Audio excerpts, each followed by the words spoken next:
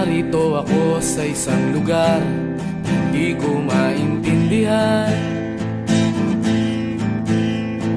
Nakikipagsapalaran sa buhay na ang hantungan ay kawalan.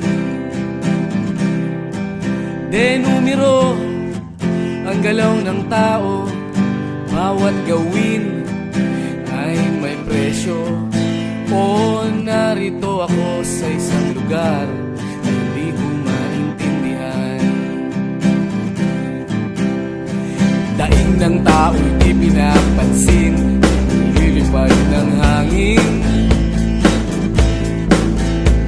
Pagkain sa araw-araw, hindi malaman paano pagkakasyahin. Lalong yumayaman kapag